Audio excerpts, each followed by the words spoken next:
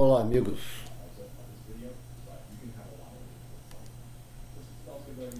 Amantes da filosofia quântica.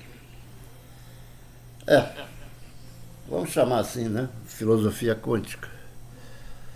Porque já estamos cansados de deparar com equações matemáticas complicadas da física para explicar determinado assunto.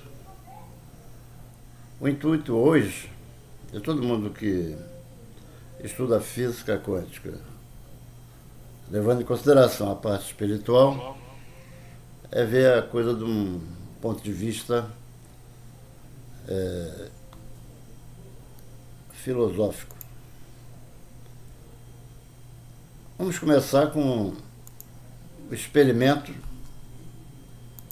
da dupla fenda, de duas fendas, que é uma experiência realizada no início do século XIX pelo físico inglês Thomas Young, com o objetivo de apoiar a teoria de que a luz era uma onda e rejeitar a teoria de que luz era composta por partículas.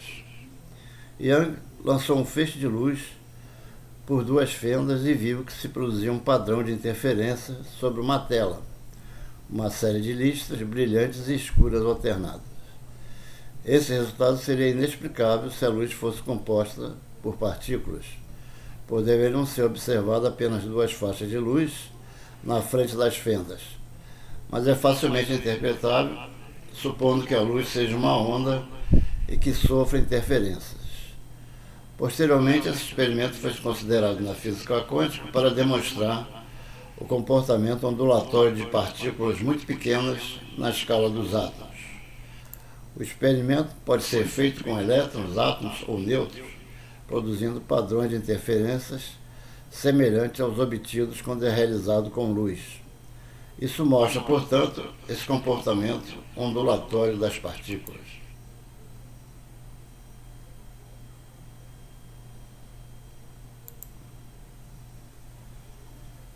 Vamos ver o que acontece no experimento das duas fendas se, em vez de um feixe de luz, tivermos um feixe de elétrons.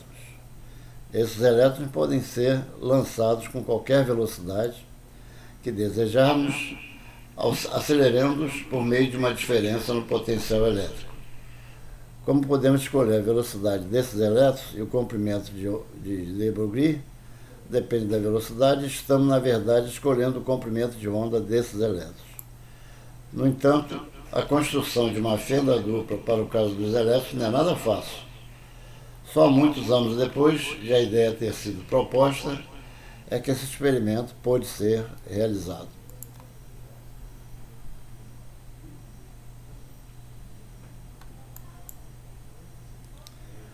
Em 1961, Claude Johnson acelerou um feixe de elétrons por meio de 50.000 volts e passou este feixe por duas fendas com espaçamento e largura muito pequenos. Primeiro, o feixe de elétrons foi lançado por uma única fenda e eles foram contados à distância com detectores. Os detectores que estavam diante da fenda contaram muito mais elétrons. Em seguida, outra fenda foi feita com a qual se observou altos e baixos na contagem de elétrons, de acordo com a posição dos detectores. Ou seja, havia detectores na altura da primeira fenda que recebiam menos elétrons quando havia duas fendas do que quando havia uma. A primeira coisa que pensaram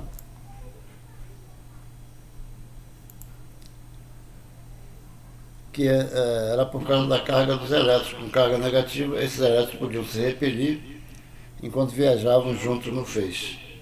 Para comprovar isso, eles lançaram elétrons um a um com duas fendas abertas e o mesmo resultado foi obtido. Por isso, eles chegaram à conclusão de que esses altos e baixos indicavam que os elétrons haviam sofrido interferência e, portanto, possuíam propriedades de ondas.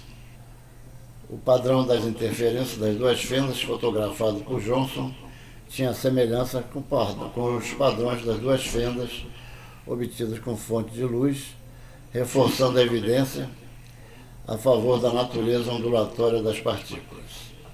Ao mesmo tempo, outros experimentos foram feitos com partículas que chegaram à mesma conclusão. Eles tinham a propriedade de onda. Isso não era explicável a partir do ponto de vista da física clássica, de modo que seria parte de um grande ramo da física moderna, a física quântica.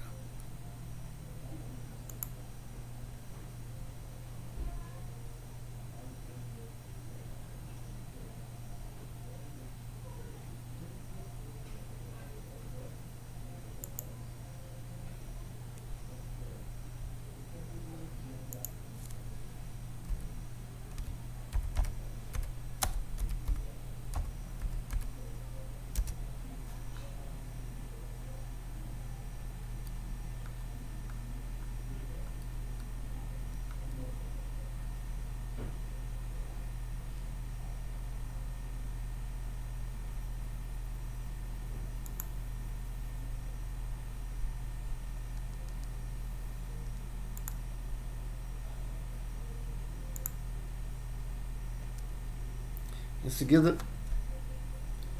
vamos ver um desenho animado a respeito dessa experiência da dupla fenda, que certamente vai elucidar muitos pontos de vista.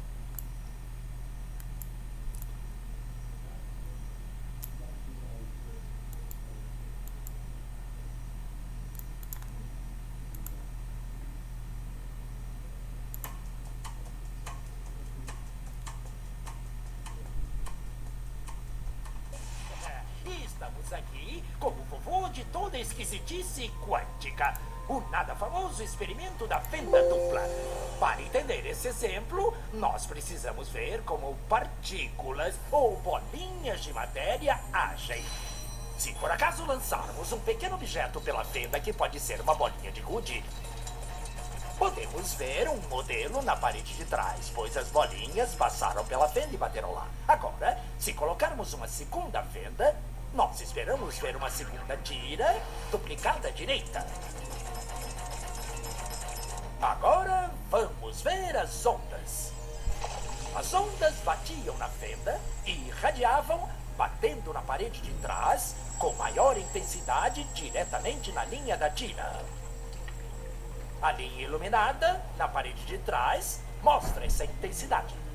É parecida com a linha que as bolinhas de gude fizeram, mas quando adicionamos a segunda fenda, acontece uma coisa diferente. Se o topo de uma onda encontra a parte de baixo de outra onda, elas se anulam.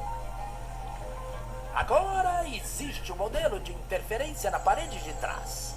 Os lugares onde dois topos se encontram são os de mais intensidade, as linhas de luz, e onde elas se anulam, não tem nada.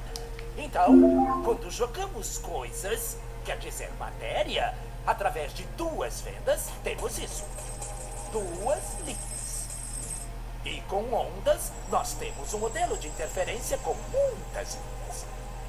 Por enquanto está bom. Agora, vamos ficar quânticos. Um elétron é um pedaço bem pequenininho de matéria, como uma bolinha de gude. Vamos jogar uma corrente por uma fenda. Se comporta igual a bolinha de gude, uma linha só. Então, se lançarmos essas coisas pequenininhas pelas duas fendas, devemos ter, como com as bolinhas, duas linhas. O quê? Um modelo de interferência. Nós lançamos elétrons, pedaços bem pequenininhos de matéria, mas temos um modelo igual ao das ondas, não como das bolinhas. Como? Como pedaços de matéria podem criar um modelo de interferência como o das ondas? Isso não faz sentido. Mas os físicos são espertos. Eles pensaram, talvez essas bolinhas estejam pulando umas nas outras e criando este modelo. Então, eles resolveram lançar os elétrons um de cada vez. Assim, não teria jeito de interferir um no outro. Mas depois de uma hora, o mesmo modelo de interferência estava aparecendo. Não existe outra explicação. O elétron sozinho sai como uma partícula, se torna uma onda de potenciais, passa pelas duas fendas e interfere consigo mesma para bater na parede como uma partícula. Mas, matematicamente, é mais estranho ainda. Passa pelas duas fendas e por nenhuma.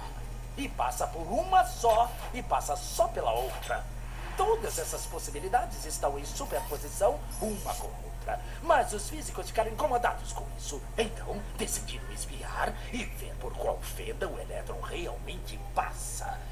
Eles colocaram um equipamento medidor em uma fenda para saber por qual delas o elétron passou e seguiu voando. Mas o mundo quântico é muito mais misterioso do que eles podiam imaginar. Quando eles observaram, o elétron voltou a se comportar como uma bolinha de gude. Ele produziu um modelo de duas linhas, não um modelo de interferência com várias linhas. Só o ato de medir ou observar por qual fenda o elétron passaria fez com que ele passasse por uma fenda, não pelas duas. O elétron decidiu agir diferente, já que ele sabia que estava sendo observado.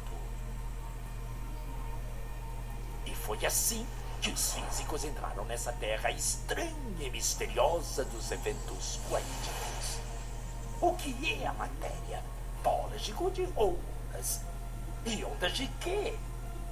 E o que o observador tem a ver com tudo isso?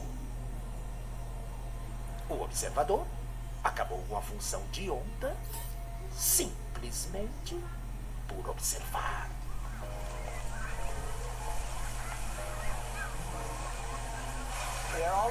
Sempre somos os observadores, mas às vezes nos identificamos tanto com os eventos que até perdemos o aspecto de observador. É por isso que o material fica completamente perdido e podemos fazer as coisas sem o observador.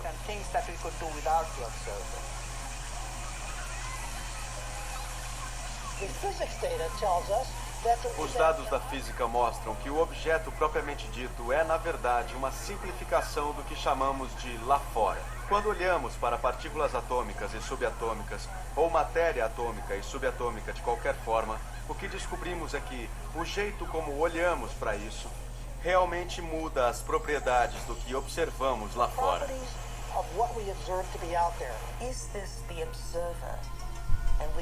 Será esse observador o mundo maluco e esquisito das partículas quânticas e como elas reagem?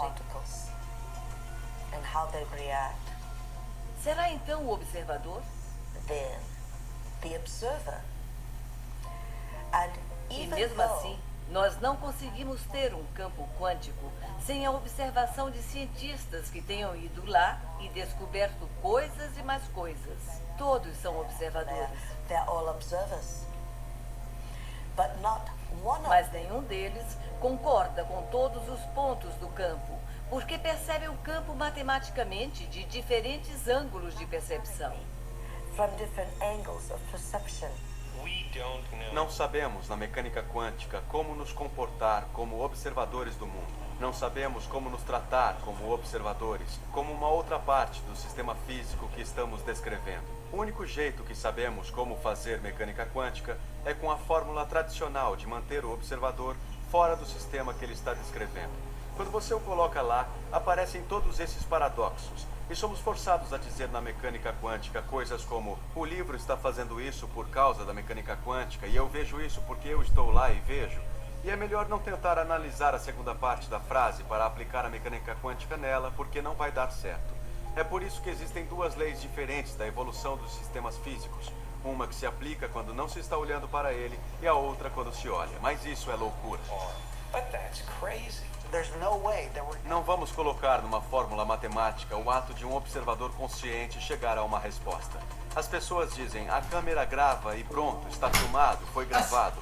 Você esqueceu de uma parte da equação. Alguém tem que olhar a fita. E até alguém olhar a fita, nada foi gravado. Tá gravando? Ah, pra quê? Esse aqui é o filme.